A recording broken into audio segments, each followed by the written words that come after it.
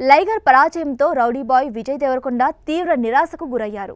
ఈ ఎఫెక్ట్తో ఆ మధ్య సినిమాల విషయంలోనూ కొంత వెనకబడ్డారు. అయితే గతేడాది మొదలైన కింగ్డమ్తో మళ్లీ లైన్లో పడ్డాడు. దీంతో మళ్లీ సినిమాల విషయంలో వేగం పెంచుతున్నాడు. గతేడాది కాలంగా ఒక్క కింగ్డమ్ కోసమే సమయం కేటాయించిన తను ఇప్పుడు ఒకేసారి సమాంతరంగా 2 సినిమాల్ని పట్టాలెక్కించేందుకు సమాయత్తమవుతున్నట్లు తెలుస్తోంది. ప్రస్తుతం ఆయన చేయాల్సి ఉన్న సినిమాలో దర్శకుడు రాహుల్ సంస్కృత్యాన్ సినిమా ఒకటుంది.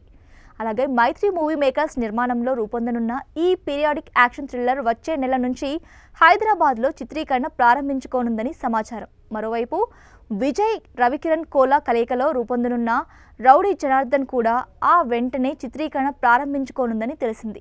ఇది దిల్ రాజు నిర్మిస్తున్న సినిమా. ప్రస్తుతం పూర్వ నిర్మాణ పనుల్లో ఉన్న ఈ periodic action rural drama June నుంచి షూట్ ప్రారంభించుకోనున్నట్లు సమాచారం. ఇది హైదరాబాద్తో పాటు కేరళ, కర్ణాటక, మహారాష్ట్ర, గుజరాత్, రాజస్థాన్ తదితర ప్రాంతాల్లో చిత్రీకరణ చేసుకున్నట్లు తెలుస్తోంది. విజయ్ ఈ 2 సినిమాల్ని సమాంతరంగా పూర్తి చేయాలని లక్ష్యంతో ఉన్నట్లు తెలుస్తోంది. వీటితో పాటు మరికొన్ని సినిమాల్ని ఒప్పుకున్నట్టు తెలుస్తోంది.